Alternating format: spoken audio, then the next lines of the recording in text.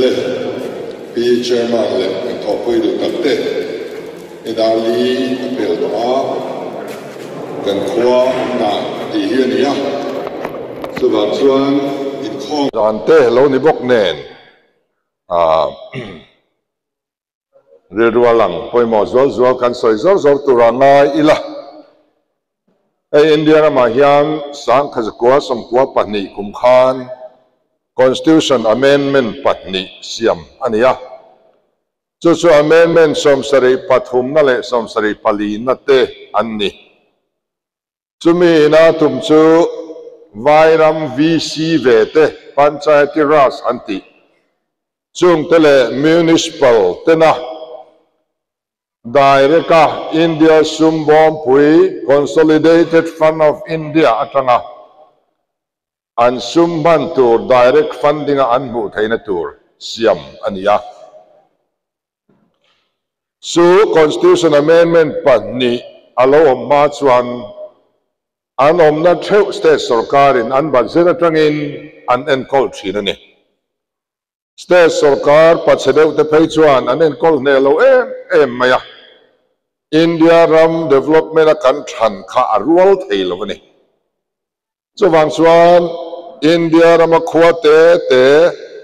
panchayat anti hole municipal council anti te hian an mani up to state sarkar nuai atrang ni tolovin India Sumbom Pui Consolidated Fund of India atrangin anchan ai tur kumnga chung zel atan finance commission in siam saktoro se antia so the term chuan India rama panchayati raj tele municipal council te corporation kanti te hian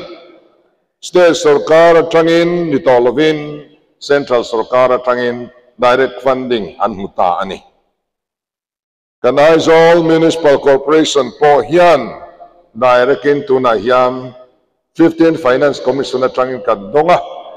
kumina hian vaibel sa thum pasari ani na kumakan don le turte kumle kan don le turte siam sa vekani kan khesa vekani amaro su direct funding ani takna state sarkar alut phot tur ani state consolidated fund alut photang this one state sarkar in nisom chungin annen avan felang nisom chung an lan lowa ayari an local chuan nitin apung an choi thin ani chu India rama panchayat hole municipal ho tan chuan ani lo thak em tamaya amaro chu khan ke ni 6 schedule area tribal area tele tribal te min huam ve lovani kan mang ve du ani chuan kan assembly a mun tuma thena mun nin kan mang ve du ti kan pass kher angai apong apuin kan mang ve te lo kan ta na siam ani lo ethili lung le kan local masakin ka soifia votin panchayati raj soimoi te municipal soimoi te anom votin alung le hian nam inchim rauna ani sumdon na konga te votara vai adan thei tolova anin candidate theya chairman te mayor te po vai anni thei hun na thleng theya sumdon na kan khwa thir thei to lo ei chu vai ram thilani kan ta an siam ani lo kan mang ve ngop thei lo kan man ve dom point state sarkar anemle ten an pass kher angai chuta po chuan aniang anga mang lovin a modified form in kan ram ne na in mila herdang lama man min phal sakani min po kan du phwa min phal sakani panchayati raj anti khalo mang ve donila village council ti min kan chom thei tho kan du kan wa thei kan mang ve don no raw ani chuan a modified form in kan culture te ne na in milin siam dang lam phot ni ro seti hi kan ngai dan ani fortune ani amaro chu tiang omlem lovin ti hian kanin bar tamaya haizol khapui te po sumdon na vai kan dang thei to lova YMA ten Aizawl Municipal Council Office ten Huala kan sumdong community in tuna son ani nek reng boka kan mit atimim tani Aizawl West 1 BL2 kan ilai khan ka BL chung them khat kha municipal area ni sairang te si muite sairang veng tharte ani lo thunga municipal area lo kha kabial chunga om kopa municipal area pona me kha chuan ni zahlona an lo thok charatun thlengin municipal area chunga me chuan ni zahlona an nei to lo mi pui in chung kotina sumlut ang kha municipal aum velo emo chu municipal fund chu aum ve tak na amai ro chu hetiani zain lona kan ti chung kotin han chan turang te kha municipal hian aum ve lo wa chu wang sai rang te chuan ti fu anin tem ema municipal chunga mi ten an ot em ni tuna yan kaini point LMC nuaya om kan du lo wa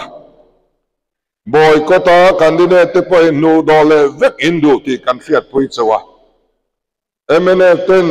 min lung rual pui thailo chu wangin tuna yan barlui LMC in lo nei don ta ani engpo ni se ani zo thwa a thathayang pera he kan man angaya tuna yan abul chan nan noi somria pe kan nia engma tham ani lo chitavenga bazar an sakna tur ringot po LMC tanan sum da ayan alet somthum pakwai na tamjok ni Aizawl veng pakhata budget an da azat chu soilo chu alet somthum pakwa atlem chu lunglei khopui bin han pedon ta nia ni zain lo na te mudon to lova poi in la tizui zel mai thei nakin khware ya te chuan ala tha po ani ma na ti chuan India rama panchayati raj an VC kan ti tele an municipal chuan direct in fund an lo mutaveka amaro chu district council kan ti te district council noi VC te kha ngo ka state sarkar noi an la oma an ni po hi panchayat ho le municipal ho ang chia hian direct funding ipeve ang ti in India Constitution siam thatna za somni pangana bill an puluta Rajya Sabha in pass to dona Lok Sabha an chop back ani kanama mithiam pui professor temi te point athei lo pudu mathil so hi anti India Constitution article 275 no athei lo hulwala ni tenti direct funding le India Constitution article 275 yan nilai chin na pakhat tema nilo 275 so iri potrulo panchayati raste municipal tena direct funding an muna so article 280 articles of ni somrian na wayani Constitution's amendment somsari patum na le somsari palina ang khan articles of ni somrian na hi an siam tha Finance Commission in Anchantur, India's bomb petrang lopethoro se anti-maini.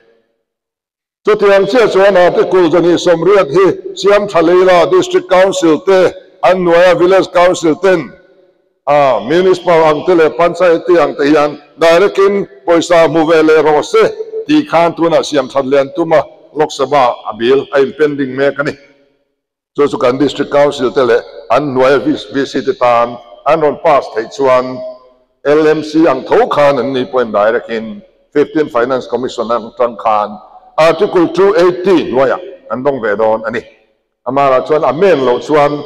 ti thei ani lova chuwang tak chuan constitution kha amen an tum me kan ti kha kan sei du kha thiom sia ani chuwang chuan in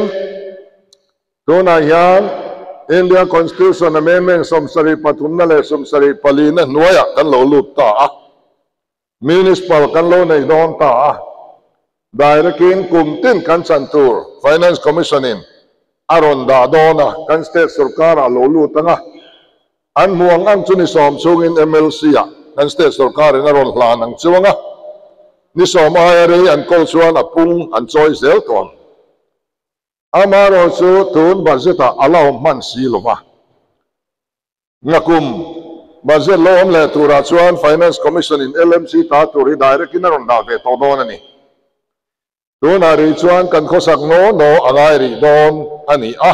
engemaw chen chu in khua ar ri deuh dawn ang ti chu arin theia engpawh ni se ro rel na thatak hetah hian a awm kan duh ani tichuan ei tlangval fel tak mai helai candidate tu kan lo neia a lawm awm hle in kan hria a kan councillor candidate kan vote rual hian ama hian kan vote atop mai dawm luwa November thla a state sarkar kan in than huna kan vote thla na tur kan vote kep dawn ani kan vote tel dawn ani ti hi kan fiat tel a thale in ka fia a ami hlinga tlangwal chuan om tak kan neia chu ba ka candidate tin te in thlir tur chu eng party om nge an ni an hruai tu te nge an ni ti hi kan fiat tel angai ni ZPM ina sarkar la kan ha lel na ber chu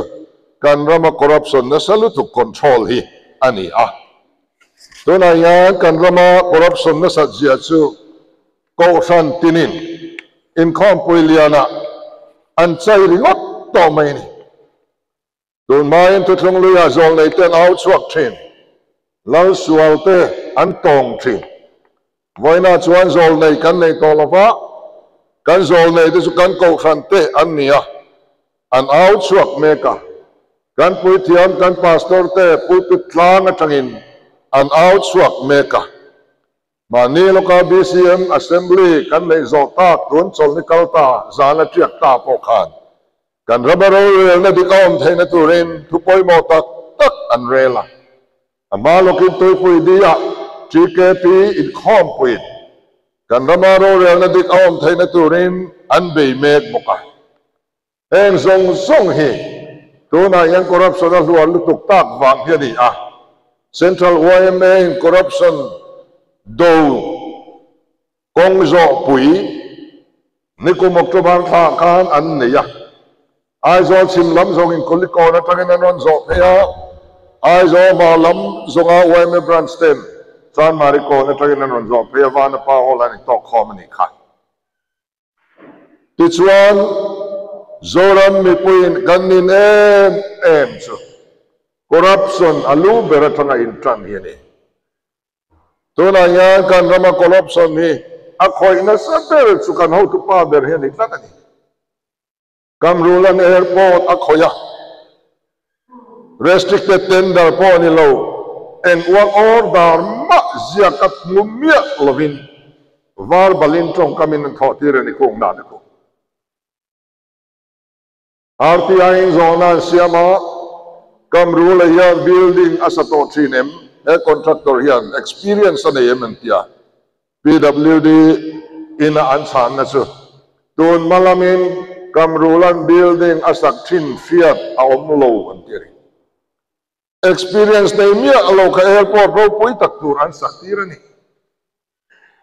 ban omsa teringin an kerko ata so a beam tur an rola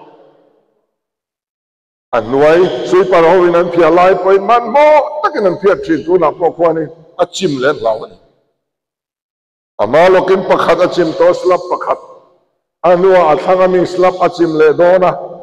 cholni a mi phia lovin puan an zara puan zar phena JCB an po chim tira ama a chim le don tho bangi thi kal phum pa nga ya chon chu tiang chu frem turani contractor kha Making class 2 contractor ni na train class 1 contractor an kai santi rahlau ani Chief Minister in role na apiang hi at seber ber ani kan rama hian afa pa ina tho walai phai kong ta ki chelutu Selsi thalai polte ZPM thalai ten amuna an twa Selsi i ne na abilisiam saksu bill latla kanilo siam thale por rosen self in a bill an frena siam thale tiran tuma ate ulo mai kan chu an len lop mai ni in transfer sak mai ni chief minister portfolio mi ber na kha athalo lau ber tur khan na thalo thok tu te kha hum sak ani ZPM ina tumbar su corruption control ini dona ya kan sarkar atangin ni sa chungati tu tekan dia kum ni chungati tu schedule kan akan tu kan dong reflect dong so ni sa chungati tu tesinga chuang CBI ko yute long ayu ta tu thati kan lam sa si kan da dong ni dona so nei ru ni choi to ve long ayu ta chu na thok thei lovin kan siam investigation to pakhat ma pe dum silwa Mizoram Police SCP ho lo mal ho ro andia so mo chu kan home minister noya kan chief minister control the noya of kan siam mi ta ho chok ni ka lo ai ta ya na thok thei a control power lo be fin ka a chor ho mai mai ni an lao lo so wangin mi korupta moi na ya ni mera ma e mi zo ba ya tham tu re re ma emi a chairman ka ta chairman hi e ko thang kana lo kan ni ha tu ni ni sa na kha tu sa ya a tu sa chu na chat chat ta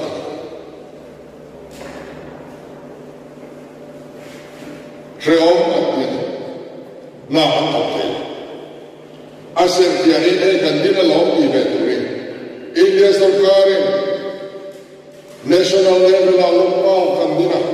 state din along ay kalong din rekro di tuwa pe ka bagin kan din along eventuri tingin kan din ay kaya class 3 and 4th grade at kaya chusa mana to pe ni chwa kaya silu chu ang CBI chu dura Logarta Ceremony Ati Bali Auto CBI cho Mizoram Sarkar Paula Min Chui Mai Tesi Paula Andila MNF Sarkar yang Paula Abdu Miat Makat Malabi Everyone Coba kalau mereka Bokta Fakni Halturan Filawani Masih Rera yang Sakho Ulin Hetan Lambo Anu Nuna Ene Akoko Ene Ko Thamana Mandika Sisalai Mokan Alam Hoine Film Kuro O Kati Mamona ZPM Kallo Sarkar Ni Chuan Ke Chuan Sul Tuin Chui Which hunting Hikadu Velwa Katianin Kumare Rendi Mangkala Ati Atok Maya So bagay mo chui fak chui kan tum non lo lao su ta din amai ro chu ma ram tan chu thading na yang kap to chu chu ale phaya re kem an di to ka lo khala lo ni so ka ka di khelo ba so ni ba ten ka de na si di ya lo ka yu ta ti su su chuan e lo ma lo lam ka he Om te te ni bang te ta ka ni ka te war ni ka pya film por to kha ka te so so seng me ho to tri ri ha do pro sa ka chief minister le ho na te mi pariat ko pai ka ni tham cham phai pai ku la ho na ju ne ta doi mai ho chu pa do ka na pas le an siam chok ma compensation la la chep Heba kami house tu kan. Tajwab tu kan chief minister kau chief minister ni ya. Nui sen somen mi tablo akemino cha. Udwa sai khadi ke kaya kha ho nau de di khadi kalau ke nau de ni. Masa mi nau di mo ante atte ve ko. Mi nau de nam so atu. Hamlo neu min sa akala vai na chua lung in bang zut ta de kan tu rai kan sen hu la lom chi lau pan kan ram ya thier min bang aman ra ku pya za ti ek min bang mi kan tong mai ni cho vai kan fi kur amaya Dunaya Muhammadiyah kes kan jenis dengan ini tapi mau mulak kan itu alat itu kakes itu dengan ini Mizoram first itu tungai mandilo kan chief secretary banta kami tahu kami misatria kami ini itu di mana solusi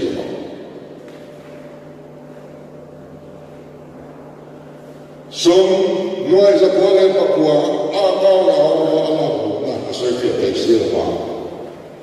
soi fia to ri ko de na puta ka ula ma ta ni ti mai soi fia to ri ama kin tu ai o te anu ding to ko si ba tu he tu ko ka na ama ka zo wa ding anu ta si ba swa just strani tia acha di mo ni cho ba in kin na re na kin tu so ka lo so tu boy ko chi na a di to ta ni wai ni a chwa na di nung le me ka hai ko an control half of ko ta e tu ye ka le au na ma ben transaction song ka hai chwa ama ben transaction song ka hai chwa en di ni a me a na pa account na tra na account na lu kan sui do ni mu tu ro lo chua ala poi le so wa ni fi ku ra mu kan ram ti chetu ni ve lo mu Mizoram ti chetu so ruling party apia in kan ram kan khan an ti chia so the ruling party is kan ni ve thiak lo mi poi tan kan la ka pe se na an nei sa ne kel fu hi kan tu ve to ni lo kel dik kan tu tu aram le a fe na kan zong ma sa tu ni a pe ben sa tu ko ma ya ma kan la ma sa tu ni pathian kan ni lo hot swa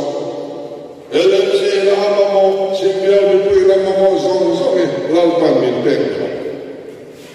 kan sukuai kan mo David Beckland kal pun kan puistor kan lawan natura thai to lo suatu de song mol po ti brand kara po me se lo se exam sab chinte ding ta ka mi pui de ta na ka to suat pathian ni le mang song na pe pe cha chu na cha kan chan do ya kan thai do pathian tu ka lo ya ba la re thai tu me mo kan ti tat le so ti so moi le tu le ka theu si kan kal pui adik mia bible en adik mia pathian ya rama mi ta so le mal so na pe ki atiam pek so amaro so mal so na ni ma ka du ma kan ti ya so ti am so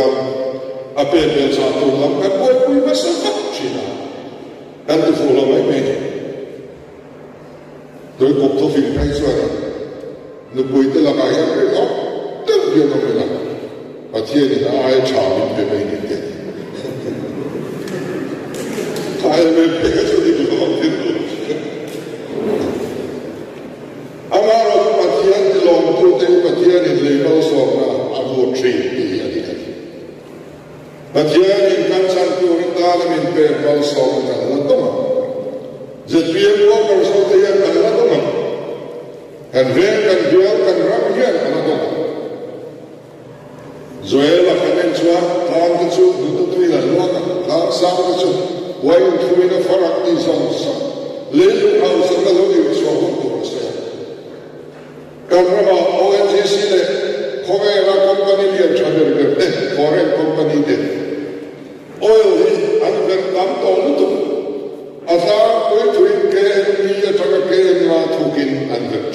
Mizoram anya.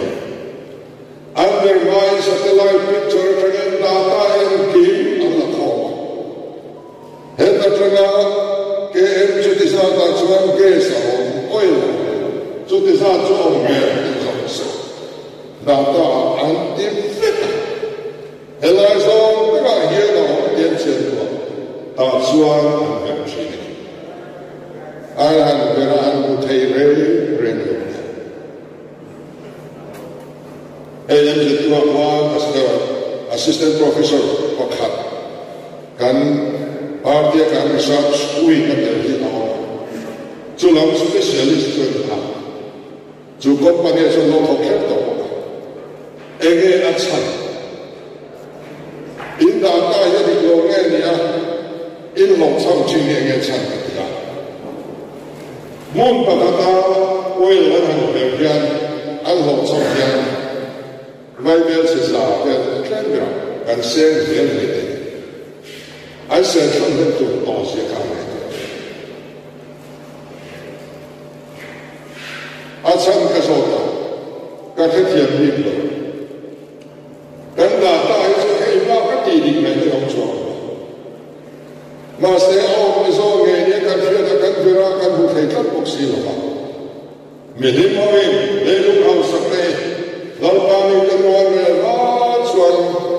abiru di nong di atsan anian di ansai terpoi. Oi mana okok main dia. Cucune,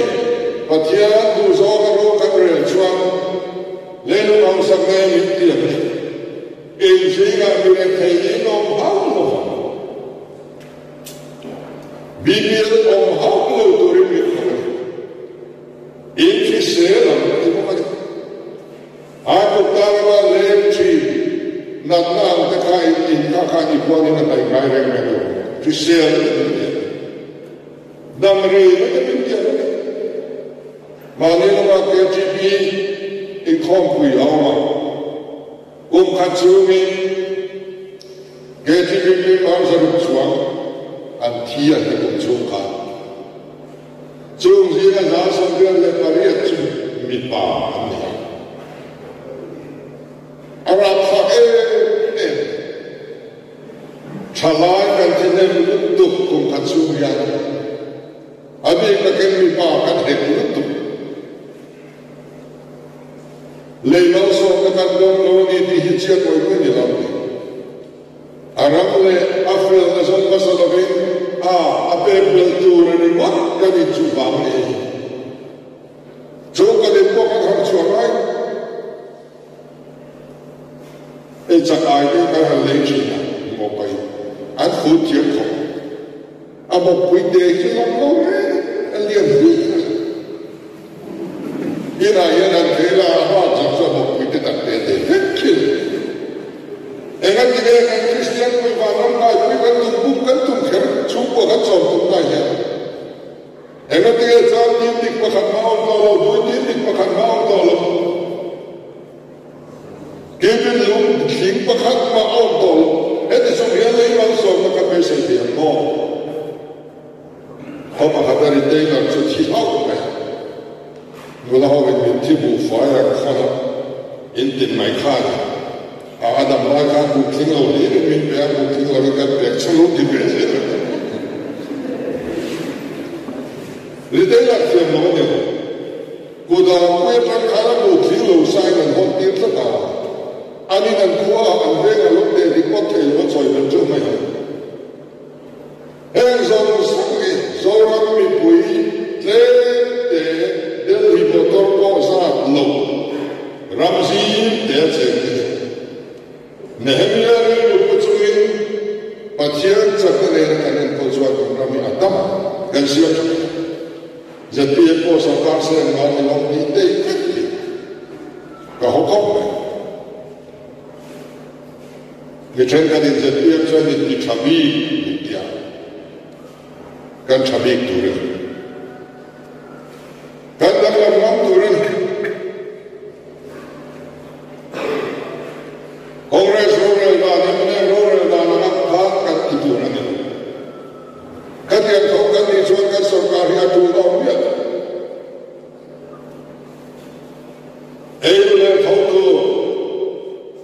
Pathian le mi patsan le tu sarkar aso chief minister ka di do lo film ka di pay mo. Pathian le na MLA tu cha ka di chi. Anwa ya cha ka thu kam lo de ba. Council minister tu so pani da is topic of farming to de ka di chi. Lo di. Mi so pani tu pin ang kanong suat ka ram tinang lamang. Adam me. ZPM ko lo sarkar sa egan ni chuak lo bang ti ho hi. Sarkar to chin ti tong kam. Ai sarkar da na sarkar no le a mani hai bu le lak hat le ti tong kam. ZPM ye sarkar ka tagana dik tak mai ro ka rel tak sia. Antan san sen ren chuak ko lo bang ti ha ba mi. Min soi chai ta. Jadi rel ZPM bin biya kan bin dina tangkar sa te ka ko ka mu tu. Pa ti pa kan ni yo lo. Rang lo ko. President boyang chief minister turan boyang polisian boyang flaga boyang sipolan boyang ti. Ka ka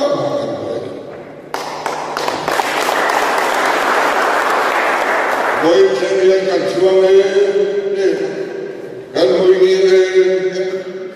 kan pasal cha te sin suak lo ti tak kita lo ho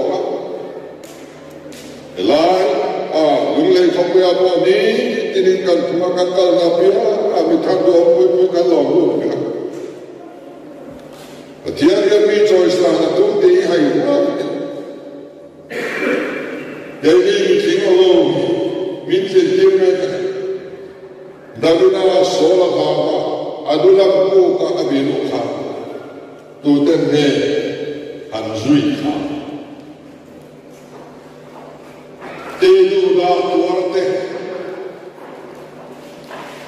lebat neite lumoilo neite necia tuarte kago kal Davina kan kuini Israel ma min omba lawli mitro lebane lumoy lo ne se tuar mira mente masegen la ram alodina nabina parti sorkarna la thek de dura pathiani sipai voice na se chu chu ni ta moina ya se piente hi kana na parti chi chema lumoy lo de Belum tongke, neutral kan di poin, sarkar from to dekaunar dulu, lumoy lo kal thong kan ni,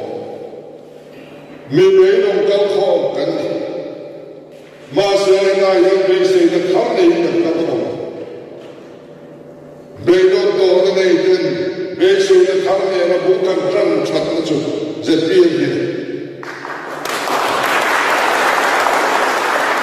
Adulang po kami ito Pathiani, manulog ya chat suwang ka, kami siya ba suwangin, kanina ito po yan, kanila po kata. Arog po yan nilo, anila ito po, sa dere, po isa po kanilo, maseng, ko'y na-enjoy mo yung nanagtak. May party na suwang, kalang kandidato sulepay, zentro antum chi. Jokal saraswa kalu to, ZPM unit te, zomlu te chalai te, kan kadine ane una poisa kan pai vel, ane lo sut. Video aku tu ramai ni, culture thau apa ni ni, abaro. So kalau kau tim rela tentang lalu ni, parti akan itu Zurui, putur kalam tame bulu. Henti, muthe kandang apa? Mizoidian parti al swatha, pastor tego kanu paket bang kuaini. Ipuirong mola di punya. Amaro sulam kalre kita, dasar suami, kau kan mi te tel me na sa ka ni lo war te feeling ana sal to ani me na sal to sa ka za ko so ma ko ni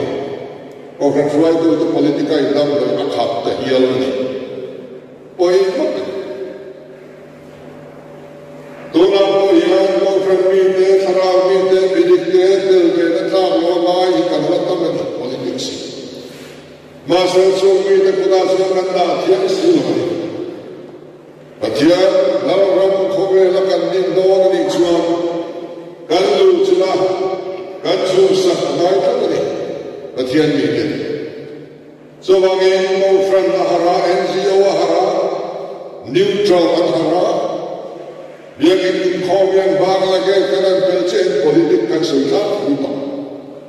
kori na molom na pasta na en kiba basta Texia kansuana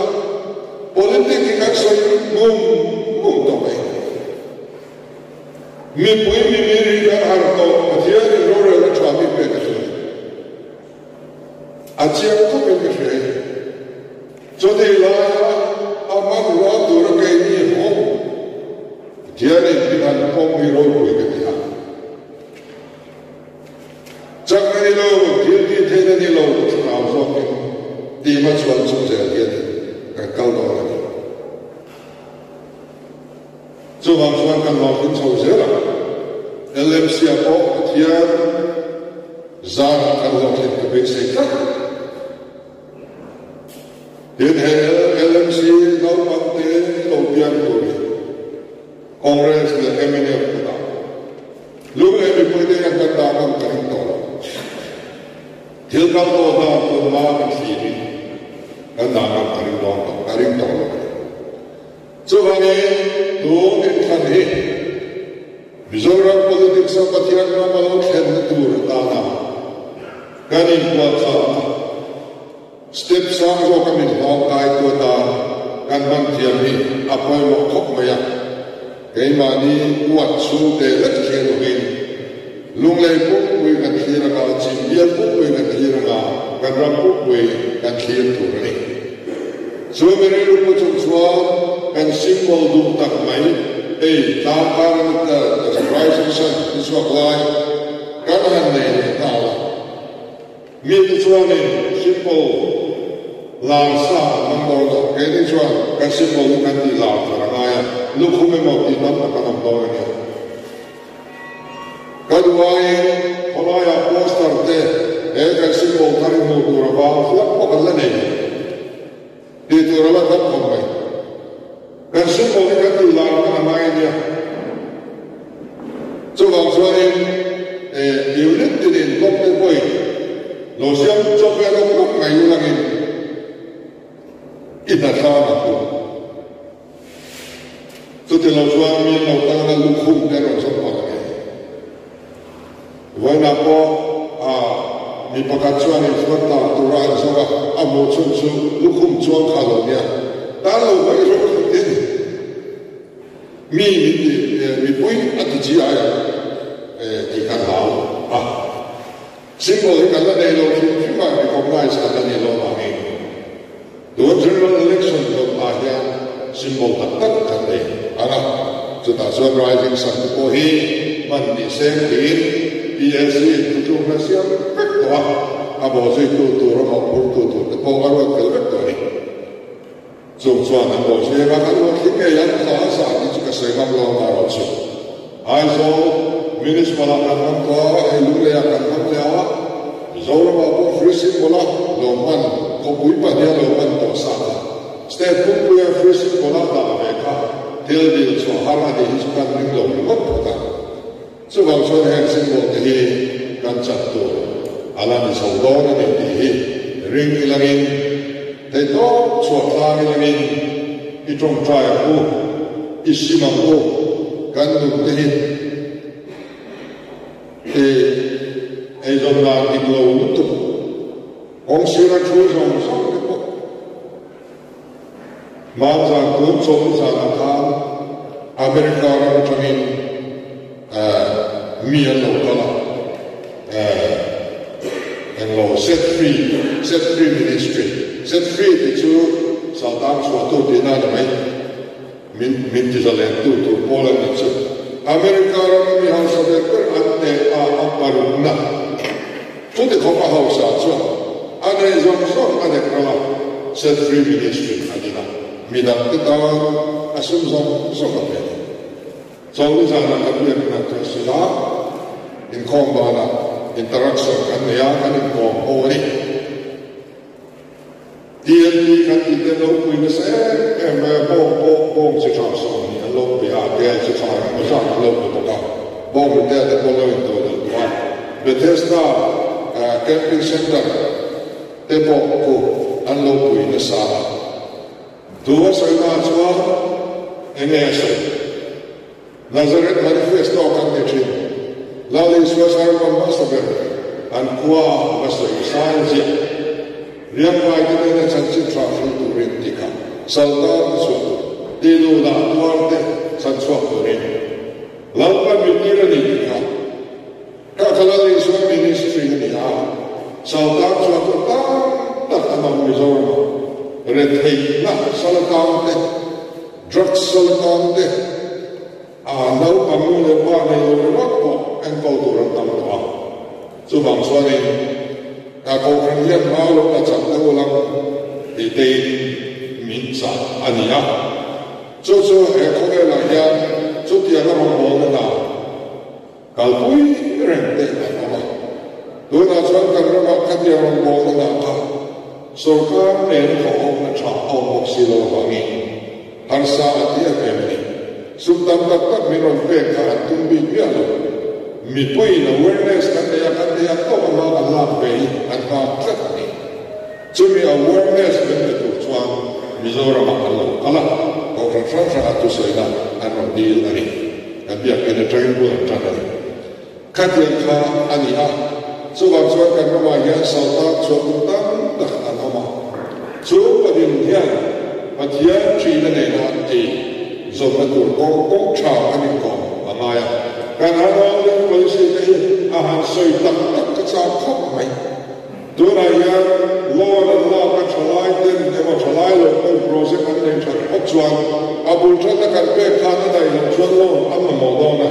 Lord Allah kataran orang kacang kan dilai deh. Duraya Mizoram Sarkar kataran orang cakap. Bible sedang tak perlu sahadi.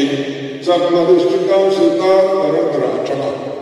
LADC orang teracak, Zitpo orang teracak, Milkobek orang teracak. Diktator Milkobek itu pihak sahau dia kau menabekkan ansian dia. Kau orang terus ucapkan dulu orang. Adulu orang terus apa? Elakan fadukan fakwalai katiap sih.